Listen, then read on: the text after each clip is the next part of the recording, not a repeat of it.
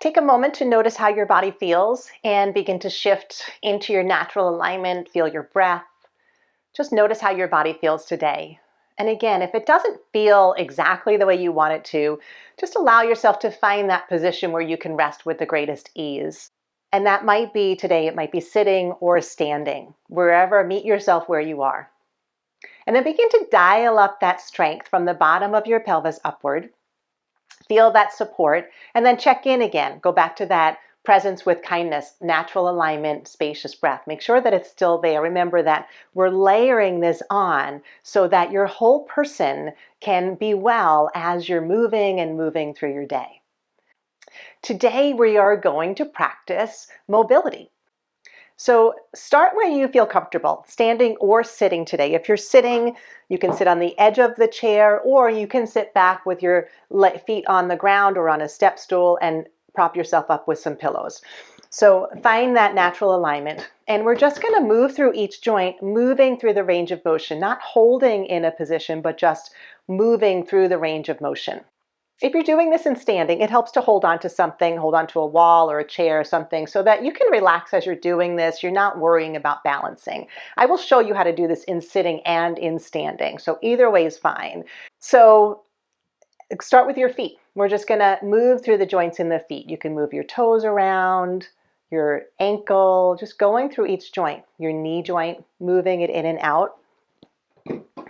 And notice as you're moving slowly, know that you are nourishing, you are renewing your nervous system. You're helping it connect to these movements that maybe it doesn't do all the time, extending and bending your knee all the way. Keeping this in a pain-free motion. So now we're hinging through the hip. That can be done in sitting, where you're just thinking about moving in all these ways that maybe your hips have not moved in a while. Just moving around in that fullest range of motion, slow enough so that your nervous system can remember how to move well. Strong in your center, soft in your breath, relaxed in your body. Let's try the other leg. Moving through your foot. You're also, notice how you're helping your lymph system, help your immune system to work better. Your ankle, your knee. But as you move, that little muscle contraction is creating movement through your lymph system, your hip. And again, just any way that it can move in a pain-free range. That's really important. If you're pushing through pain, then that nervous system is going to protect you. So practice trusting your body and moving in a pain-free range. If you cannot find a pain-free range of a joint, imagine moving it, where you might just squeeze the muscles and release it.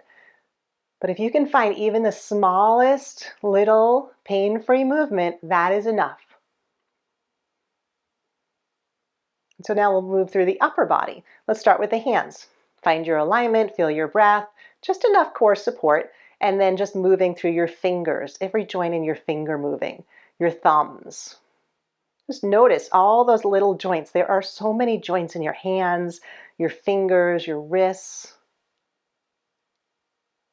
And then your elbows. Extend them all the way. And if you have one side that's a little different than the other, maybe one side is a little bit tighter, do one at a time. And just notice what that feels like.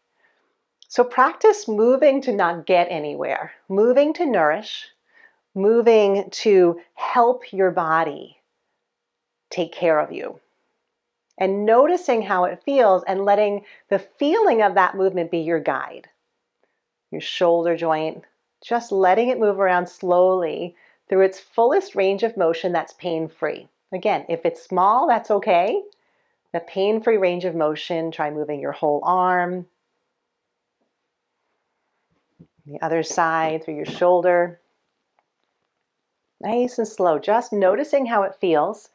Making any mental note of any area that's a little resistant. Responding with kindness. So adjusting.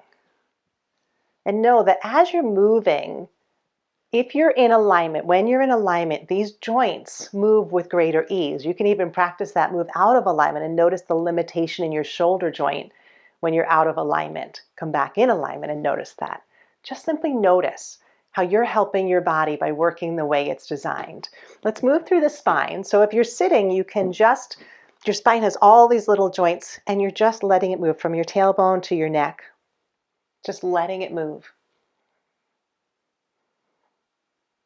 Any way it wants to side, a little rotation. If you're standing, you can lean on something.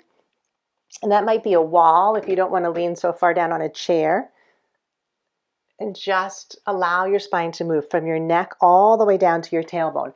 If it doesn't articulate very easily, again, imagine it moving.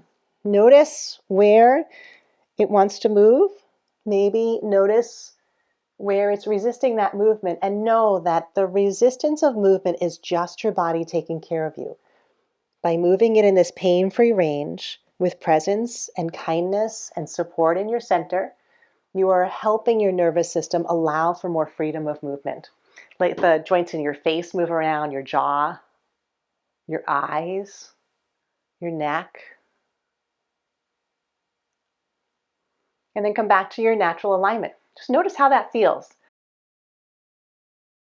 Every part of your well-being is intertwined and in constant communication.